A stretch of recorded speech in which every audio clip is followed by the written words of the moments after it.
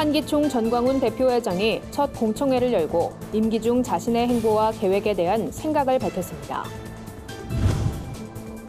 2차 북미 정상회담을 한 달여 앞두고 한미 기독교 지도자들이 한자리에 모여 기도의 시간을 갖습니다. 교회와 사회개혁에 앞장섰던 스위스의 종교개혁자 쯔빙글리의 종교개혁이 올해 500주년을 맞았습니다. 쯔빙글리의 종교개혁이 한국교회에 의미하는 바는 무엇인지 알아봤습니다. 오늘 뉴스리포트에선 치명적인 미세먼지의 위험성과 생활 속 대응 방법에 대해 살펴봅니다. 설 연휴 기간 4대 고궁과 국립박물관, 미술관이 무료로 개방됩니다. 즐거운 설 명절, 안전한 귀성길을 위한 졸음운전과 음주운전 예방법을 알아봅니다.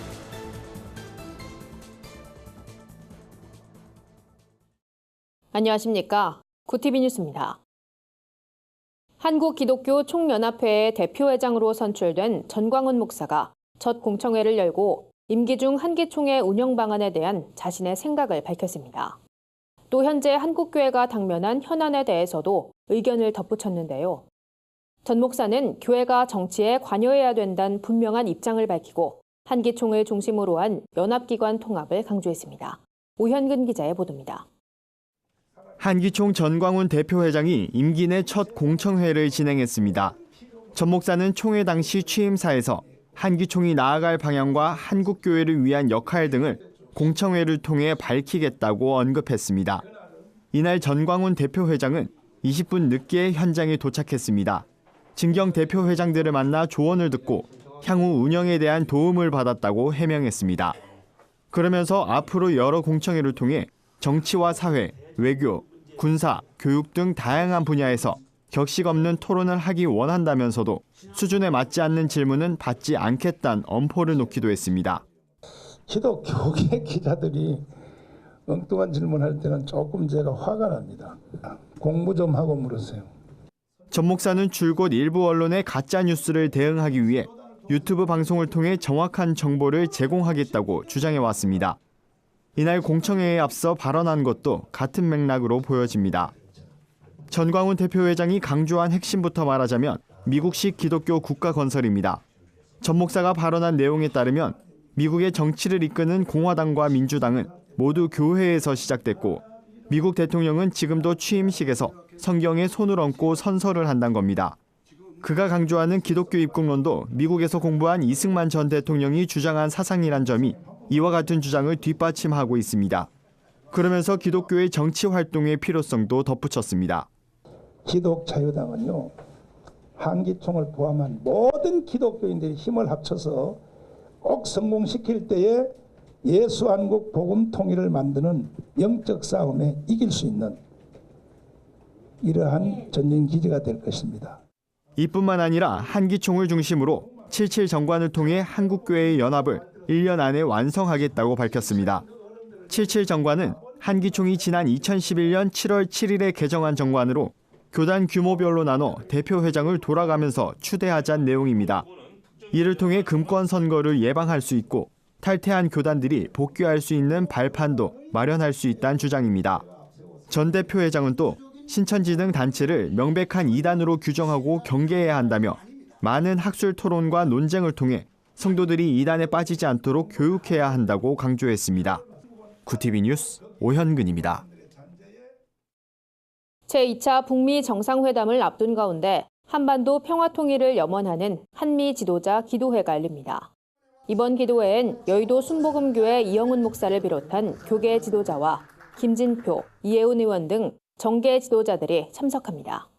정교계 지도자들은 오는 4일부터 8일까지 5일간 미국 워싱턴을 방문해 기도회와 선교사 접견, 미국 국가조찬 기도회 등의 일정을 소화합니다. 현지 시각으로 6일 오전 7시 열리는 한미 기독교 지도자 조찬 기도회에선 한반도 비핵화와 평화통일, 한미 동맹을 위해 기도하며 3일 만세운동 100주년을 기념해 민족의 자긍심을 일깨우는 시간도 진행됩니다. 예배 설교는 미국 폴라 화이트 목사와 이영훈 목사, 수원중앙침례교회 고명진 목사가 각각 전합니다. 폴라 화이트 목사는 트럼프 미국 대통령을 전도한 것으로 알려진 인물입니다. 미국 정계에선 토니올 전 하원 의원, 반 맥웬 전 하원 의원이 참석할 예정입니다. 올해는 종교개혁자 쯔빙글리가 스위스 취리히에서 종교개혁을 펼치기 시작한 지 500주년이 되는 해입니다. 국내 주요 대학 신학자들은 쯔빙글리 종교개혁 500주년을 기념하며 다양한 사업도 펼치고 있는데요. 쯔빙글리의 종교개혁이 한국교회에 의미하는 바는 무엇인지 여선아 기자가 알아봤습니다. 16세기 종교개혁자 하면 마르틴 루터가 제일 먼저 떠오르지만 동시대에 교회와 사회개혁에 앞장섰던 종교개혁자가 있었습니다. 바로 스위스 취리히에서 종교개혁을 일으켰던 율리히 쯔빙글리가 그 주인공입니다. 도시국가였던 스위스 취리히에서 그는 교회와 사회개혁을 위해 앞장섰습니다. 그때 벌써 의회가 있었습니다. 의회가 쯔빙글리를 청빙을 해서 쭈리히라는 도시국가를 좀 개혁시켜 주십시오. 이렇게 해서 쯔빙글리의 종교개혁 역사가 시작이 되는 겁니다. 당시 빈익빈 부익부가 심했던 스위스는 이자율이 25%까지 올라 있었습니다. 이에 쯔빙글리가 성경의 근거에 대안을 제시했고 이자율이 5%대까지 떨어지기도 했습니다. 또 그는 성경 중심의 강해를 통해 교회의 개혁을 이뤄나갔습니다. 교회의 중심은 성경이 돼야 하고 말씀과 기도가 예배의 중심이 돼야 한다고 주장했습니다. 실제로 쯔빙글리는 개혁주의 신학의 원형이라고 평가되는 67조 신앙 고백을 발표하기도 했습니다. 그렇다면 쯔빙글리의 종교개혁 500주년이 한국교회엔 어떤 의미가 있을까? 국내 신학자들은 개혁주의 신학의 영향을 받고 있는 한국교회가 그의 종교개혁 기본 정신을 다시 이어받아야 한다고 조언했습니다. 현재 한국교회는 많은 점에서 외딴 섬이 되어버렸습니다.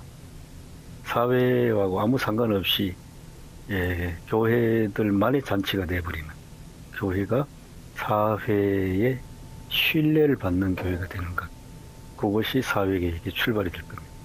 전문가들은 쯔빙글리 종교개혁 사상을 회고하며 먼저 한국교회가 말씀에 근거해 회복돼야 한다고 목소리를 높였습니다. 성경 중심의 삶을 살았던 쯔빙글리. 그의 개혁 사상을 돌아보며 말씀 중심의 삶의 예배를 드리려는 노력이 필요해 보입니다. QTV 뉴스 여선아입니다.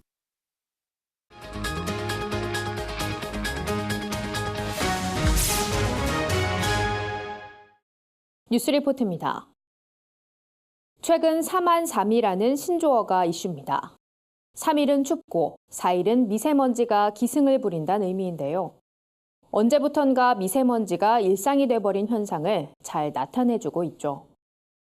요즘 미세먼지가 없는 쾌청한 하늘은 보기 어려울 정도로 미세먼지가 극심해지면서 시민들의 우려도 깊어지고 있습니다. 미세먼지는 우리 눈에 잘 보이지 않을 정도로 아주 작은 먼지를 말합니다.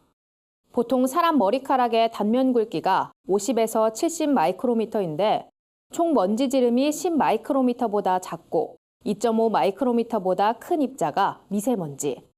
이보다 작은 2.5 마이크로미터 이하에 속하는 미세한 먼지가 초미세먼지입니다. 이런 미세먼지는 호흡기, 심혈관계 등 우리 인체에 직접적인 영향을 미치는 것으로 알려져 있는데요. 건강해적 미세먼지, 우리 인체에 어떤 영향을 미치고 얼마나 위험한지 자세히 알아봤습니다. 한혜인 기자입니다.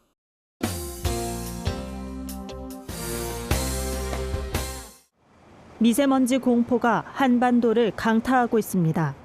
황산염이나 질산염, 중금속 등 건강에 유해한 물질을 함유하고 있는 미세먼지는 생명에도 치명적인 위험 요인으로 꼽힙니다. 경제협력개발기구는 오는 2060년에는 한국에서 미세먼지와 오존으로 100만 명당 1,109명이 조기 사망할 수 있다고 진단했습니다. 미세먼지는 기관지를 통해 폐포 깊숙이 들어올 수 있으며 기침부터 호흡곤란, 심한 경우 천식과 같은 호흡기 질환을 일으킬 가능성이 높습니다. 염증이 혈관으로 침투되면 혈액 내 응고물질이 활성화돼 혈전이 형성되거나 동맥경화, 심장마비, 뇌졸중 등 심내혈관 질환의 원인이 될 수 있습니다. 이와 관련 전문가들은 미세먼지에 대한 경각심을 갖는 것이 가장 중요하다고 설명했습니다.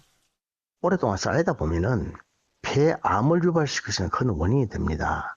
그럼에도 불구하고 많은 사람들이 미세먼지에 대해서는 실제적으로 눈에 보이지 않기 때문에 경각심을 가지고 있지 않고 또 계속적으로 당하는 것이기 때문에 쌓이고 쌓인다는 의미에서 아주 위험하죠. 실내에서 발생하는 미세먼지도 상당하다며 먼지로 인한 질환을 줄이기 위해서는 생활 속에서의 변화가 필요하다고 강조했습니다.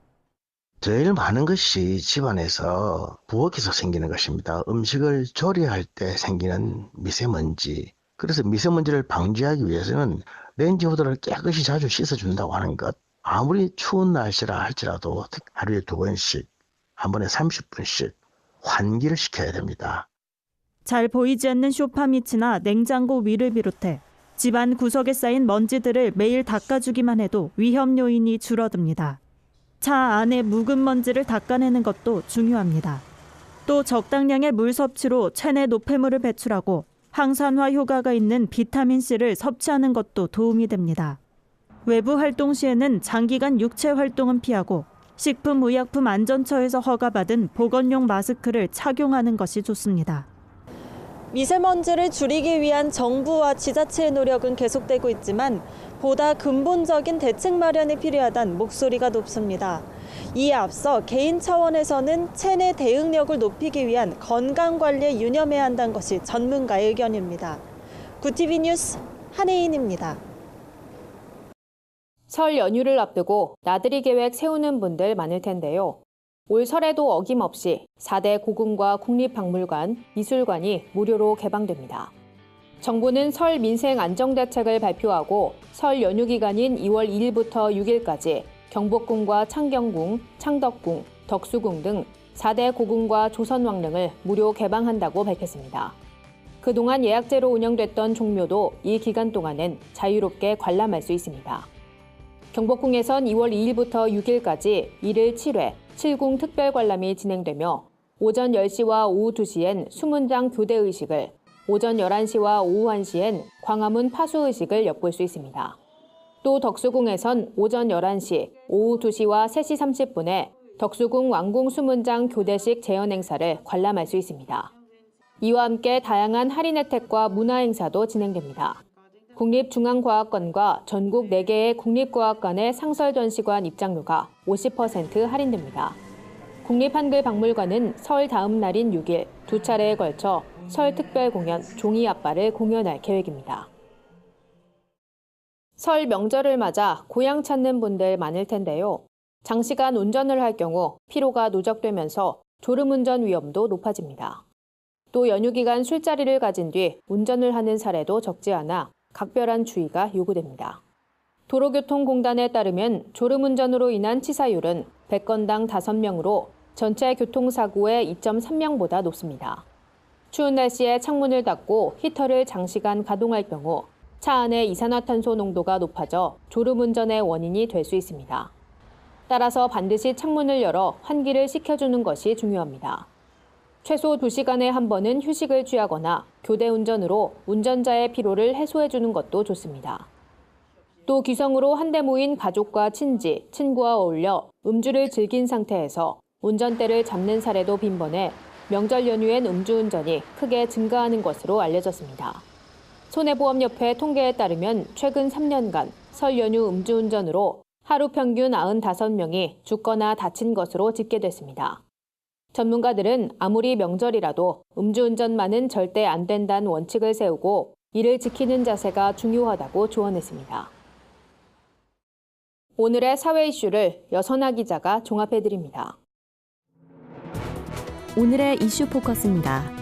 직장인들이 이번 설 연휴 비용을 평균 46만 원가량 예상한다는 조사 결과가 나왔습니다.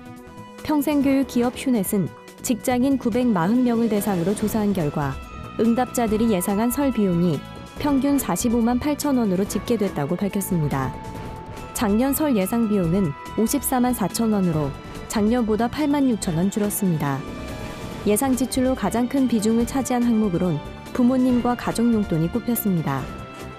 더불어민주당이 김경수 경남지사에 대한 1심 실형 선고와 법정 구속을 적폐 세력의 보복 판결로 규정했습니다. 홍영표 원내대표는 김 지사에 대한 1심 판결은 합리적 법 상식으론 납득되지 않는 판결이라며 보신과 보복의 판결이라고 비판했습니다. 민주당은 김 지사 수감 직후 긴급 최고위원회를 열고 사법농단 세력 및 적폐청산 대책위원회를 구성하기로 의결했습니다. 구티비 뉴스 여선아입니다. 주요 단신입니다. 대한 독립선언보다 앞서 최초의 독립선언으로 알려진 28 독립선언이 100년 만에 일본 중심부에서 재현됩니다. 28 독립선언 100주년 기념사업위원회는 2월 8일 일본 도쿄에 위치한 제1본한국 YMCA 회관에서 기념행사를 개최합니다. 제1한국유학생연합회가 28 독립선언 낭독과 만세 삼창 퍼포먼스를 진행합니다. 한국기독교역사연구소가 분단 이전 북한 지역 교회와 기독교 기관, 인물을 한데 모은 북한 기독교 사전을 집필해 올해 말쯤 출간한다고 밝혔습니다. 사전 집필엔 모건대 김흥수 명예교수 등 박사급 연구인력 10여 명이 참여하고 있습니다. 이순자 책임연구원은 출판되기까지 적지 않은 비용이 든다며 많은 관심과 후원을 요청했습니다. 한국기독교교회협의회가 1월에 주목하는 시선으로 다시 양승태를 꼽았습니다. 교회협은 양승태의 구속은 뜻깊은 진전이자 앞으로 가야 할 길을 내다보게 한다며 양승태의 구속으로 사법부가 다시 신뢰를 회복하는 출발점이 될 것이라고 선정 이유를 밝혔습니다. 기독연구원 느헤미야가 2019년 히브리어 기초강좌를 진행합니다. 히브리어로 쓰인 구약 성경 원문에 관심을 갖고 공부를 시작하려는 사람들을 위해 마련됐습니다. 강좌에선 히브리어로 된 구약 원문을 읽고 번역하는 것을 목표로 다양한 강의가 진행됩니다. 이상으로 뉴스를 마칩니다. 구티비 뉴스는 인터넷 신문, 데일리 굿뉴스를 통해서도 보실 수 있습니다. 시청해주신 여러분 고맙습니다.